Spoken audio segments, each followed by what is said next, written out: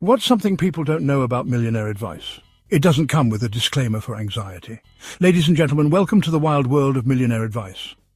Today we explore a curious species, someone who foolishly followed it. Meet our subject, an average Joe armed with nothing but a dream and a dangerously high caffeine intake. Our story begins with the age-old wisdom. Wake up at 4 a.m. Joe tried it, only to realize that 4 a.m. is when nightmares are made. Next, the millionaire mantra, invest in yourself. Joe did just that, by buying a yoga mat that's now a very expensive cat bed. But not just any cat bed. Oh no, Joe's investment became a saga of absurdity. Permit me the indulgence, the preposterously verbose delight, of reiterating this reiteration on a stone tablet for the ages, to reiterate so thoroughly you'll feel it in your ancestors' bones, to over-reiterate for those in the back who missed it, to re-reiterate this until it's engraved into reality itself. For a reiteration so reiterated, it loops into the multiverse, this tale of woe and wonder. This was no ordinary yoga mat. No, it was a mat so revolutionary, so transformational, it promised to unlock the secrets of the universe for the humble price of $342 trivigintillion quarvingtillion dollars and 27 cents. But instead of financial enlightenment, it unlocked something far more powerful. Sir Whiskerbottom III's unyielding dominion over Joe's living room. Joe, however, did not stop there. Permit me to indulge further in this tale of catastrophic self-investment.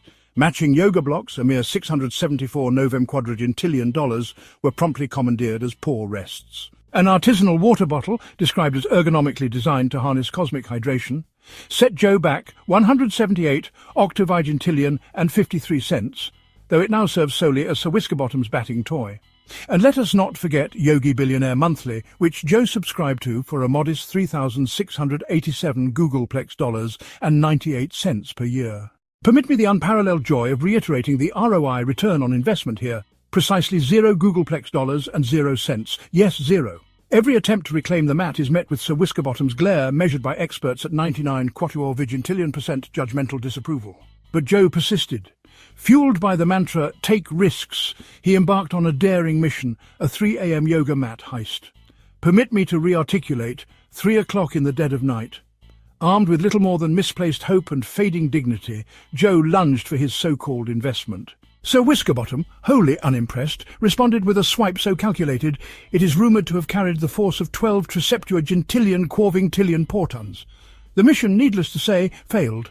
And so, here we find Joe. His grindset reduced to 78% enamel erosion, his investments valued at 4,985 trivigintillion quarvingtillion dollars, and Sir Whiskerbottom now enjoying a 64 octovigintillion% increase in nap luxury, the only true benefactor of Joe's millionaire advice journey.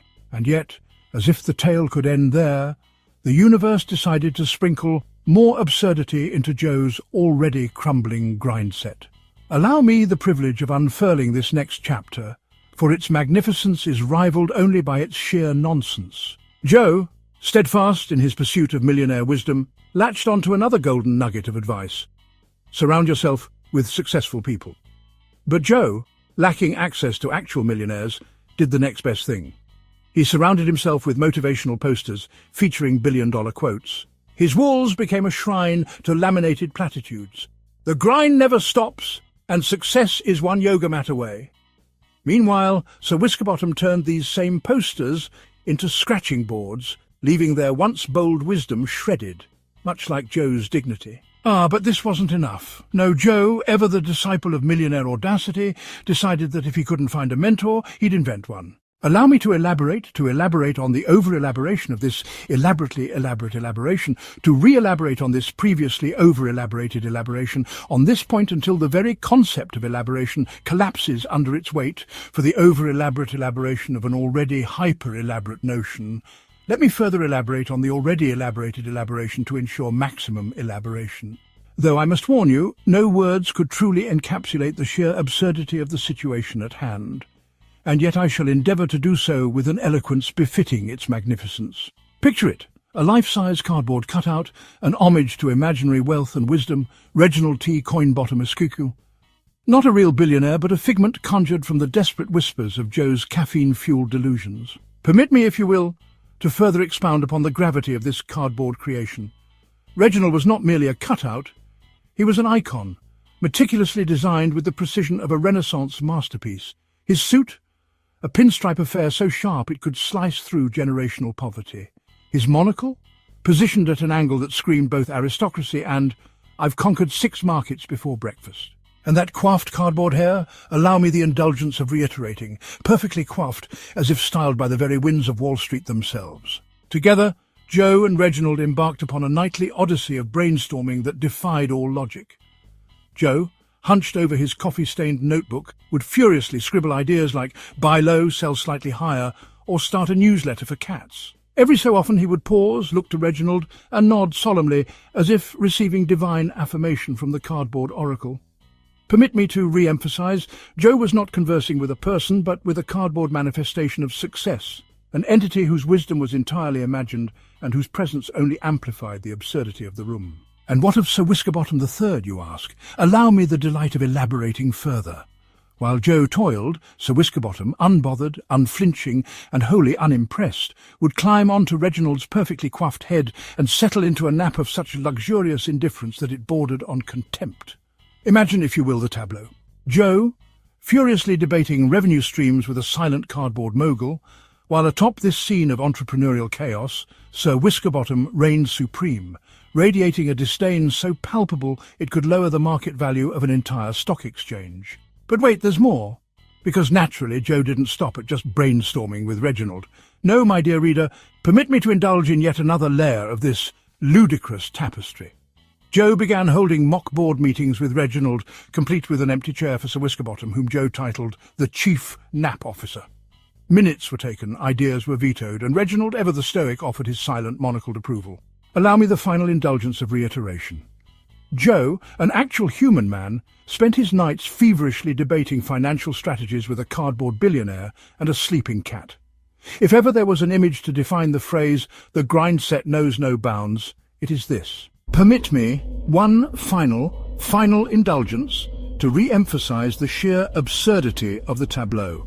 A fully grown adult, armed with a notebook and unyielding determination, locking eyes with a monocled piece of cardboard as if it held the secrets to generational wealth, while a cat, the actual wealthiest presence in the room, slept atop it, radiating disdain. If the gods of logic had ever intended for a scene to challenge the limits of sanity and self-awareness, surely it was this one. There it is. Joe's grindset, a masterpiece of chaos, futility, and audacious delusion, immortalized forever in the dim glow of a late-night lamp.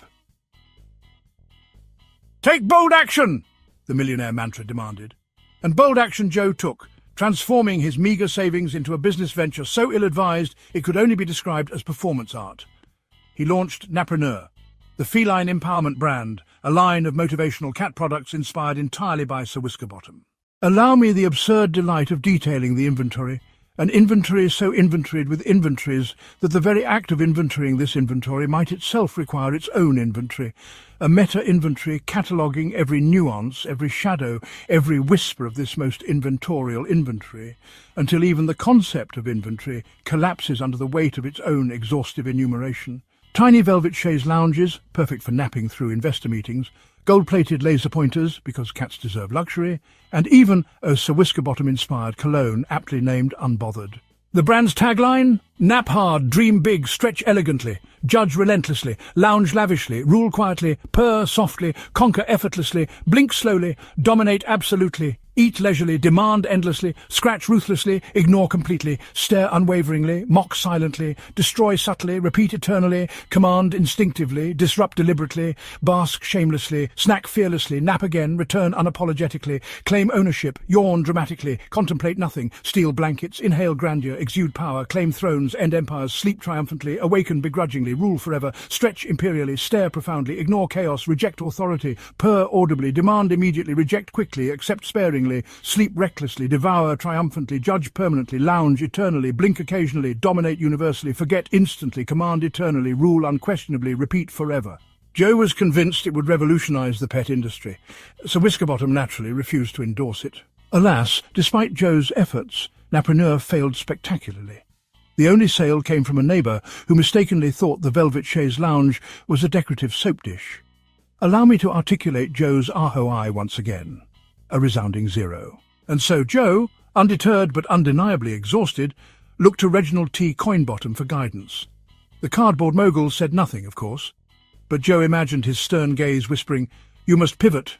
The grind demands it." Inspired, Joe pivoted once more, this time to freelance motivational speaking for cats. The results? Let us merely say that the only thing harder than motivating a cat is convincing one to stay awake for the presentation. Sir Whiskerbottom slept through every session, radiating judgment so profound it could be measured in wavelengths. And yet, dear reader, Joe persists. For the grindset, absurd as it may be, knows no surrender. Allow me the indulgence of concluding with this thought, a thought so thoughtfully thought out that the very act of concluding this conclusion might require its own concluding thought, a meta-conclusion spiralling endlessly into the indulgent abyss of thoughts, concluding other thoughts, until the very notion of a conclusion becomes an infinite loop of indulgent pondering. Perhaps the true millionaire wisdom lies not in waking at 4 a.m., nor in investing in yoga mats, but in the sheer audacity to fail with flair and to do it all over again. But let us not forget the price. For while Joe dreams of riches, his molars pay the toll, ground into metaphorical dust by the relentless wheel of ambition. His nights, a symphony of spreadsheets, caffeine jitters, and the unyielding judgment of Sir Whiskerbottom. His mornings, a blur of existential dread, punctuated by the stark realization that millionaire advice does not come with a disclaimer. Side effects may include catastrophic delusion, insomnia, and the distinct possibility of turning your cat into your life coach. And so the truth about Joe's grindset, it's less about success and more about grinding, mostly his teeth, at 3 a.m. forever.